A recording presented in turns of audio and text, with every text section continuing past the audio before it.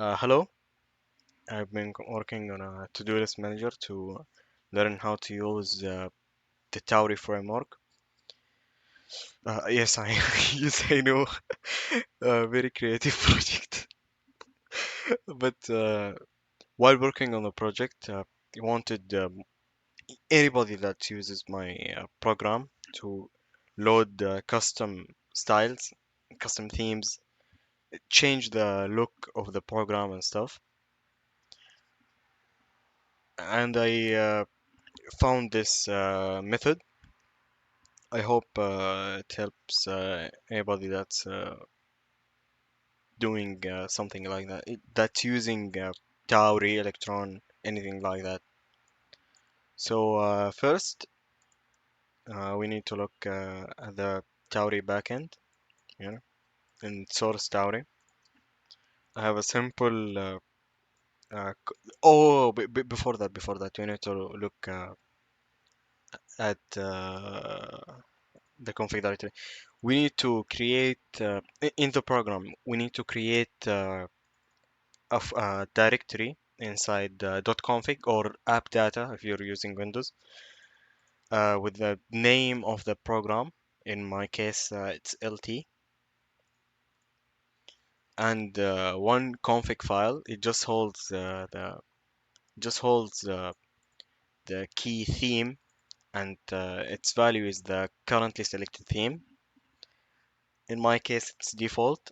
Default means use the default styles of the program. Don't override anything and stuff. And this directory themes, it just holds the themes for the program. You just put here any theme you want. For example, you create I don't know, test.css. This is just a new theme. You put the styles here. You overwrite the default styles here. Use the classes and stuff, and change the look and feel of the program. Go back to the source code. Here we have config structure is the structure of the config file. In my case, I'm using toml, and you also need kind of library or anything like that to get. You need like any kind of library that provides the config there, config directory, the default configuration directory of the system your program is running on. It could be app directory, app data, dot config, anything like that. Tauri provides a function like that by default. Tauri provides a similar function, this function that returns the xdg config home directory on Linux, Mac OS, and Windows. Just use it. It's really simple. I have a function here. Oh, wait, no.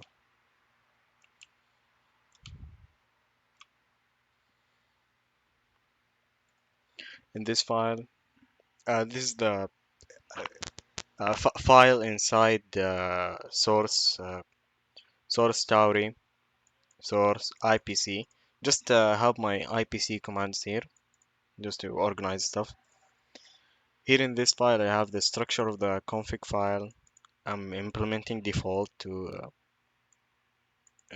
just an easy way to create a default configuration. If I want to create the config file and so if it's not found,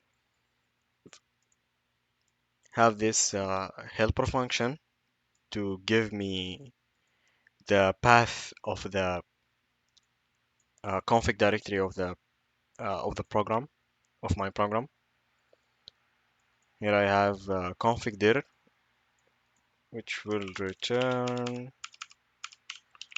dot home dot config. I'm joining it with the string lt, so the path is gonna look like that, going to look like that. And I'm checking here if this directory exists or not. If it doesn't exist, create it. Just print a message to say I created this directory and stuff.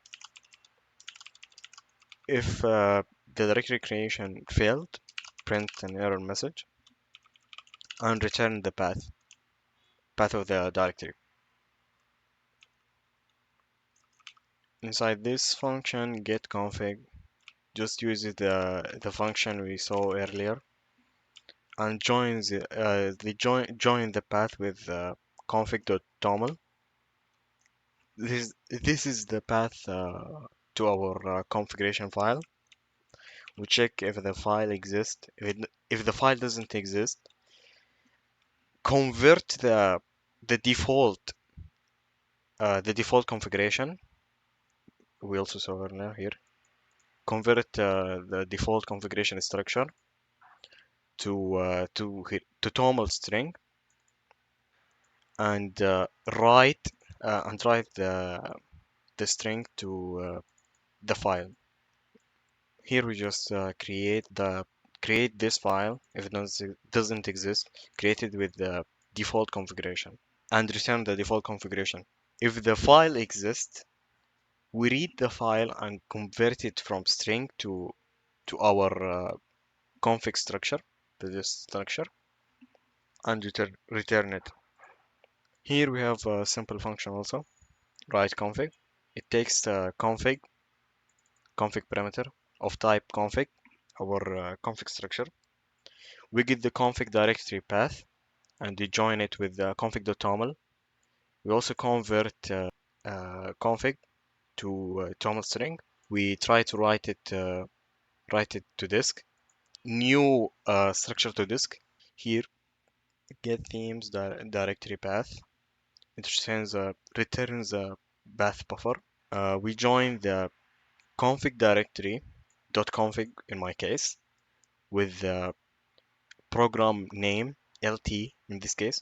We join it also with the themes directory. Here, as I said earlier, here we are going to store the themes we want to use in the program. We check if it exists. If it doesn't exist, create it. And you already know this stuff. You saw it here. And return the path buffer. Get current theme. In the function get current theme, we are going to read the configuration file on disk and convert it from string to our config structure and return the theme key. Here we have get theme CSS.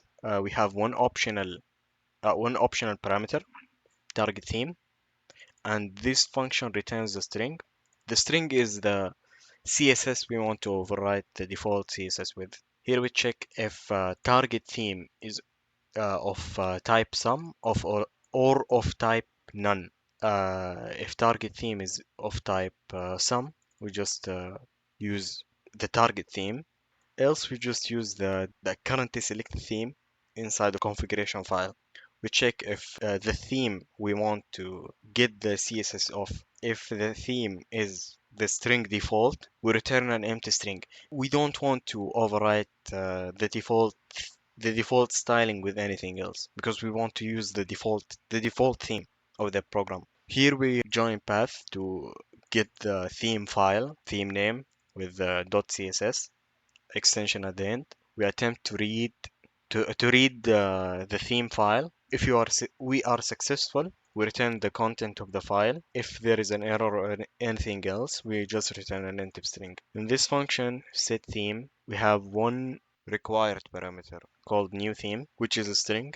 Here we get the current configuration file. We read the configuration file on disk and convert it to a structure, a Rust structure. We store it in this variable and we mutate the field theme and change it with the new theme we want and write it back to disk. We have this function also, get available themes. It returns a list of strings. The list of strings is the list of available themes we have. Just this function just goes to this directory, reads the files, remove the extension, and takes this file name and returns it. Here we have code. You see the code. We have here on the front end a function to help us create the container style element that will contain the themes we want. We just here return an HTML element. We have constant ID for the element. We try to find the style element with this ID. If no element found with this ID, we create the element, set the attribute ID to our ID, to the ID we want this element to have, append the newly created element to the head of the document, and we return the element. Otherwise, we'll just return the element. We have load theme takes one optional parameter of type string or type null. If the type is string, we need to we are targeting a specific theme. If the parameter is null, we need to find the currently selected theme in the configuration file and inject its CSS inside of the app. Yeah. Here on my settings pop-up, here we have it. Have my settings pop up to change the theme. If I change my theme to, for example, Moonfly, the app theme changes. If I change it to Glovebox Dark, the theme change.